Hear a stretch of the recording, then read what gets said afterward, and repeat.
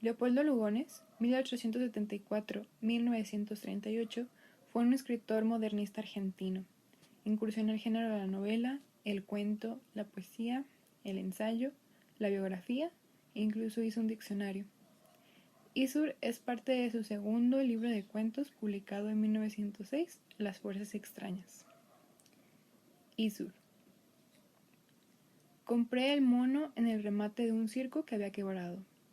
La primera vez que se me ocurrió tentar la experiencia a cuyo relato están dedicadas estas líneas fue una tarde, leyendo no sé dónde, que los naturales de Java atribuían la falta de lenguaje articulado en los monos a la abstención, no a la incapacidad. No hablan, decían, para que no los hagan trabajar. Semejante idea, nada profunda al principio, acabó por preocuparme hasta convertirse en este postulado antropológico. Los monos fueron hombres que por una u otra razón dejaron de hablar. El hecho produjo la atrofia de sus órganos de fonación y de los centros cerebrales del lenguaje. Debilitó casi hasta suprimirla la relación entre unos y otros, fijando el idioma de la especie en el grito inarticulado, y el humano primitivo descendió a ser animal.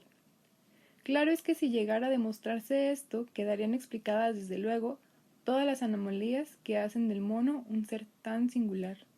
Pero esto no tendría sino una demostración posible: volver el mono al lenguaje. Entretanto, había corrido al mundo con el mío, vinculándolo cada vez más por medio de peripecias y aventuras. En Europa llamó la atención, y de haberlo querido, llegó a darle la celebridad a un cónsul, pero mi seriedad de hombre de negocios mal se avenía con tales payasadas. Trabajando por mi idea fija del lenguaje en los monos, agoté toda la bibliografía concerniente al problema, sin ningún resultado apreciable. Sabía únicamente, con entera seguridad, que no hay ninguna razón científica para que el mono no hable. Esto llevaba 5 años de meditaciones. Isur, nombre cuyo origen nunca pude descubrir, pues lo ignoraba igualmente su anterior patrón, Isur era ciertamente un animal notable. La educación del circo, bien que reducida casi enteramente al mimetismo, había desarrollado mucho sus facultades, y esto era lo que me incitaba más a ensayar sobre él mi apariencia disparate teoría. Por otra parte, sábese que el chimpancé, y su lo era, es entre los monos el mejor provisto de cerebro y uno de los más dóciles, lo cual aumentaba mis probabilidades. Cada vez que le vi avanzar en 2 pies, con las manos a la espalda para conservar el equilibrio, y su aspecto de marinero borracho, la convicción de su humanidad detenida se vigorizaba en mí. No hay a la verdad razón alguna para que el mono no articule absolutamente. Su lenguaje natural, es decir, el conjunto de gritos con que se comunica a sus semejantes, es asaz variado. Su laringe, por más distinta que resulte de la humana, nunca lo es tanto como la del loro, que habla sin embargo. Y en cuanto a su cerebro, fuera de que la comparación con el de este último animal desvanece toda duda, basta recordar que el del idiota es también rudimentario, a pesar de lo cual hay cretinos que pronuncian algunas palabras. Por lo que hace la psicoevolución de Broca, depende, claro, del desarrollo total del cerebro. Fuera de lo que no está probado de ella, sea fatalmente el sitio de localización del lenguaje. Si es el caso de la localización mejor establecido en anatomía, los hechos contradictorios son desde luego incontestables. Felizmente los monos tienen, entre sus muchas malas condiciones, el gusto por aprender, como lo demuestra su tendencia imitativa, la memoria feliz, la reflexión que llega hasta una profunda facultad de disimulo y la atención comparativamente más desarrollada que en el niño. Es, pues, un sujeto pedagógico de los más favorables. El mío era joven además, y es sabido que la juventud constituye la época más intelectual del mono, parecido en esto al negro. La dificultad derivaba solamente en el método que se emplearía para comunicarle la palabra. Conocía todas las infructuosas tentativas de mis antecesores, y está de más de decir que ante la competencia de algunos de ellos y la nulidad de todos sus esfuerzos, mis propósitos fallaron más de una vez, cuando el tanto pensar sobre aquel tema fue llevándome a esta conclusión. Lo primero consiste en desarrollar el aparato de fonación del mono. Así es, en efecto, cómo se procede con los sordomudos antes de llevarlos a la articulación. Y no muy bien hube reflexionado sobre esto cuando las analogías entre el sordo mudo y el mono se agaloparon en mi espíritu. Primero de todo, Su extraordinaria movilidad mímica compensa el lenguaje articulado, demostrando que no por dejar de hablar se deja de pensar, así la disminución de esta facultad la paralización de aquella. Después, otros caracteres más peculiares por ser más específicos: la diligencia en el trabajo, la fidelidad, el coraje, aumentados hasta la certidumbre por estas dos condiciones cuya comunidad es verdaderamente reveladora: la facilidad para los ejercicios de equilibrio y la resistencia al mareo. Decidí entonces empezar mi obra con una verdadera gimnasia de los labios y de la lengua de mi mono, tratándolo en esto como a un sordomudo. En lo restante, me favorecía el oído para establecer comunicaciones directas de palabra, sin necesidad de apelar al tacto. El lector verá que en esta parte prejuzgaba con demasiado optimismo. Felizmente, el chimpancé es de todos los grandes monos el que tiene labios más movibles, y en el caso particular, habiendo padecido Isur de anginas, sabía abrir la boca para que se le examinaran. La primera inspección confirmó en parte mis sospechas. La lengua permanecía en el fondo de su boca, como una masa inerte, sin otros movimientos que los de la deglución. La gimnasia produjo luego su efecto, pues a los 2 meses ya sabía sacar la lengua para burlar. Esta fue la primera relación que conoció entre el movimiento de la lengua y una idea, una relación perfectamente acorde con su naturaleza, por otra parte. Los labios dieron más trabajo, pues hasta hubo que estirárselos con pinzas, pero apreciaba, quizás por mi expresión, la importancia de aquella tarea anómala y la cometía con viveza. Mientras yo practicaba los movimientos labiales que debía imitar, permanecía sentado, rascándose la grupa con su brazo vuelto hacia atrás y guiñando en una concentración dubitativa, o alisándose las patillas con todo el aire de un hombre que armoniza sus ideas por medio de ademanes rítmicos. Al fin, aprendió a mover los labios. Pero el ejercicio del lenguaje es un arte difícil, como lo prueban los largos balbuceos del niño, que lo llevan, paralelamente en su desarrollo intelectual, a la adquisición del hábito. Está demostrado, en efecto, que el centro propio de las inervaciones vocales se halla asociado con el de la palabra en forma tal que el desarrollo normal de ambos depende de su ejercicio armónico. Y esto ya lo había presentido en 1785 Heinicke, el inventor del método oral para la enseñanza de los sordomudos, como una consecuencia filosófica. Hablaba de una concatenación dinámica de las ideas, frase cuya profunda claridad honraría a más de un psicólogo contemporáneo. Isur se encontraba, respecto al lenguaje, en la misma situación del niño que antes de hablar entiende ya muchas palabras, pero era mucho más apto para asociar los juicios que debía poseer sobre las cosas, por su mayor experiencia en la vida. Estos juicios, que no debían de ser solo de impresión, sino también inquisitivos y disquisitivos, a juzgar por el carácter diferencial que asumía, lo cual supone un raciocinio abstracto, le daba un grado de superioridad de inteligencia muy favorable, por cierto, a mi propósito. Si mis teorías parecen demasiado audaces, basta con reflexionar que el silogismo, o sea, el argumento lógico fundamental, no es extraño a la mente de muchos animales. Como que el silogismo es originalmente una comparación entre dos sensaciones, sino, ¿por qué los animales que conocen al hombre huyen de él y no los que nunca lo conocieron? Comencé entonces la educación fonética de Isur. Tratábase de enseñarle primero la palabra mecánica, para llevarlo progresivamente a la palabra sensata. Poseyendo el mono la voz, es decir, llevando esto de ventaja al sordomudo, con más ciertas articulaciones rudimentarias, tratábase de enseñarle las modificaciones de aquellas que constituyen los fonemas y su articulación, llamadas por los maestros estática o dinámica, según se refiere a las vocales o las consonantes. Dada la glotonería del mono, y siguiendo en esto un método empleado por Heinicke en los sordomudos, decidí asociar cada vocal con una golosina: A con una papa, E con leche, I con vino, O con coco, U con azúcar, haciendo de modo que las vocales estuviesen contenidas en el nombre de la golosina, ora con dominio único o repetido como en papa, coco, leche, ora reuniendo los dos acentos, tónico y prosódico, es decir, como sonido fundamental: vino, azúcar. Todo anduvo bien mientras se trató de las vocales, o sea, los sonidos que se forman con la boca abierta. Isur los aprendió en 15 días, solo que a veces el aire contenido en sus abazones le daba una rotundidad de trueno. La U fue lo que más le costó pronunciar. Las consonantes me dieron un trabajo endemoniado, y a poco hube de comprender que nunca llegaría a pronunciar aquellas en cuya formación entran los dientes y las encías. Sus largos comillos y sus abazones le estorbaban enteramente. El vocabulario quedaba reducido entonces a las 5 vocales: la B, la K, la M, la G, la F y la C, es decir, todas aquellas consonantes en cuya formación no interviene sino el paladar y la lengua. Aún para esto no me bastó el oído. Hube de recurrir al tacto como un sordomudo, apoyando su mano en mi pecho y luego en el suyo para que sintiera las vibraciones del sonido. Y pasaron 3 años sin conseguir que formara palabra alguna. Tendía a dar a las cosas como nombre propio, el de la letra cuyo Tendía a dar a las cosas como nombre propio, el de la letra cuyo sonido predominaba en ellas. Esto era todo. En el circo había aprendido a ladrar, como los perros sus compañeros de tareas, y cuando me veía desesperar ante las vanas tentativas para arrancarle la palabra, ladraba fuertemente, como dándome todo lo que sabía. Pronunciaba aisladamente las vocales y consonantes, pero no podía asociarlas.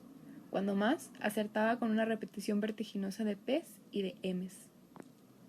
Por despacio que fuera, se había operado un gran cambio en su carácter.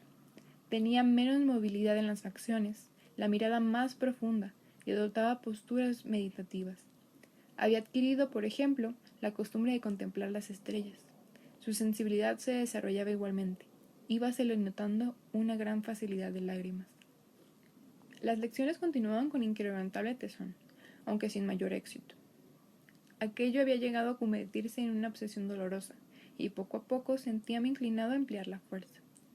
Mi carácter iba agriándose con el fracaso, hasta asumir una sorda animosidad contra Isur.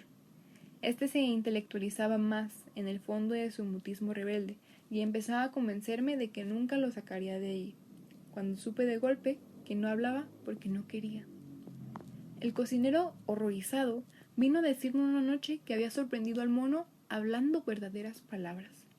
Estaba, según su narración, acurrucado junto a una higuera en la huerta, pero el terror le impedía recordar lo esencial de esto, es decir, las palabras. Solo creía retener 2, cama y pipa. Casi le doy un puntapié por su invisibilidad. No necesito decir que pasé la noche poseído de una gran emoción, y lo que en 3 años no había cometido, el error que todo lo echó a perder, provino del enervamiento de aquel desvelo, tanto como de mi excesiva curiosidad.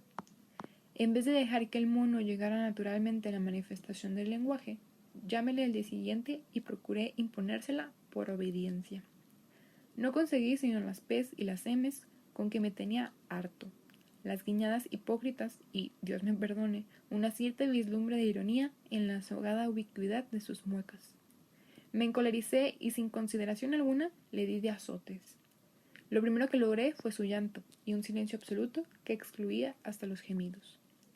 A los 3 días cayó enfermo, en una especie de sombría demencia complicada con síntomas de meningitis, sanguijuelas, afusiones frías, purgas, tés, revulsivos cutáneos, alcoholaturo de brionía, bromuro. Toda la terapéutica del espantoso mal le fue aplicada. Luché con desesperado brío e impulsos de un remordimiento y de un temor. Aquel por creer a la bestia de una víctima de mi crueldad. Este por la suerte del secreto que quizás se llevaba a la tumba. Mejoró al cabo de mucho tiempo, quedando no obstante tan débil que no podía moverse de la cama. La proximidad de la muerte habíalo ennoblecido y humanizado. Sus ojos llenos de gratitud no se separaban de mí, siguiéndome por toda la habitación como 2 bolas giratorias, aunque estuviese detrás de él. Su mano buscaba las mías en intimidad de convalecencia. En mi gran soledad iba queriendo rápidamente la importancia de una persona. El demonio del análisis, que no era sino una forma del espíritu de perversidad, impulsábame, sin embargo, a renovar mis experiencias. En realidad, el mono había hablado. Aquello no se podía quedar así. Comencé muy despacio, pidiéndole las letras que sabía pronunciar. Nada. Déjelo solo durante unas horas, espiándolo por un agujerillo del tabique. Nada. Háblole con oraciones breves, procurando tocar su fidelidad o su glotonería. Nada. Cuando aquellas eran patéticas, los ojos se le hinchaban de llanto. Cuando le decía una frase habitual, como el «yo soy tu amo», con que empezaban todas mis lecciones, o el «tú eres mi mono», con que completaba mi anterior afirmación para llevar a su espíritu la certidumbre de una verdad total, él la sentía cerrando los párpados, pero no producía un sonido, ni siquiera llegaba a mover los labios. Había vuelto la gesticulación como único medio de comunicarse conmigo, y este detalle, unido a sus analogías con los sordomudos, hacía redoblar mis precauciones, pues nadie ignoraba la gran predisposición de estos últimos a las enfermedades mentales. Por momentos deseaba que se volviera loco, a ver si el delirio rompía el fin de su silencio. La convalecencia seguía estacionaria, la misma flacura, la misma tristeza. Era evidente que estaba enfermo de inteligencia y de dolor. Su unidad orgánica habíase roto al impulso de una cerebración anormal, y día más, día menos, aquel caso era perdido. Mas, a pesar de la mansedumbre que el progreso de la enfermedad aumentaba en él, su silencio, aquel desesperante silencio provocado por mi exasperación, no cedía. Desde el obscuro fondo de la tradición petrificada en instinto, la raza imponía su milenario mutismo al animal, fortaleciéndose de voluntad atávica en las raíces mismas de su ser. Los antiguos hombres de la selva, que forzó al silencio, es decir, al suicidio intelectual, quién sabe qué bárbara injusticia, mantenía su secreto formado por misterios del bosque y abismos de prehistoria, en aquella decisión ya inconsciente, pero formidable en la inmensidad de su tiempo. Infortunios del antropoide, retrasado en la evolución, cuya delantera tomaba el humano con despotismo de sombría barbarie, habían sin duda destronado las grandes familias cuadrumanas del dominio arbóreo de sus primitivos edenes, releando sus filas, cautivando sus hembras para organizar la esclavitud desde el propio vientre materno, hasta infundir a su impotencia de vencidas el acto de dignidad mortal que las llevaba a romper con el enemigo el vínculo superior también, pero infasto de la palabra, refugiándose como salvación suprema en la noche de la animalidad. ¡Y qué horrores! ¡Qué estupenda sevicia se había cometido los vencedores con la semibestia en trance de evolución, para que ésta, después de haber gustado el encanto intelectual que es el fruto paradisíaco de las Biblias, se resignara a aquella claudicación de su extirpe en la degradante igualdad de los inferiores, a aquel retroceso que cristalizaba por siempre su inteligencia en los gestos de un automatismo de acróbata, aquella gran cobardía de la vida que encorvaría eternamente como un distintivo bestial sus espaldas de dominado, imprimiéndole ese melancólico azoramiento que permanece en el fondo de su caricatura. He aquí lo que al borde mismo del éxito había despertado mi mal humor en el fondo del limbo atávico. A través del millón de años, la palabra, con su conjuro, removía la antigua alma simiana, pero contra esa tentación que iba a violar las tinieblas de la animalidad protectora, la memoria ancestral, difundida en la especie bajo un instintivo horror, oponía también edad sobre edad como una muralla.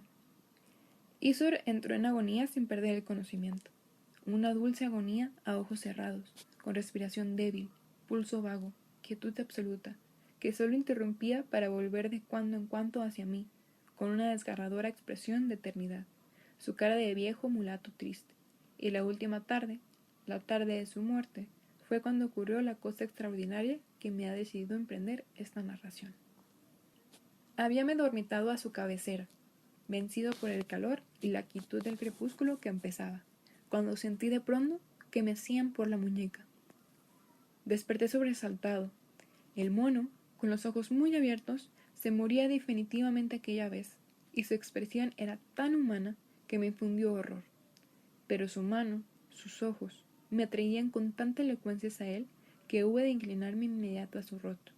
Y entonces, con su último suspiro, el último suspiro que coronaba y desvanecía a la vez mis esperanzas, brotaron, estoy seguro, brotaron en un murmullo. ¿Cómo explicar el tono de una voz que ha permanecido sin hablar 10.000 siglos? Estas palabras, cuya humanidad reconciliaban las especies. Amo, agua, amo, mi amo.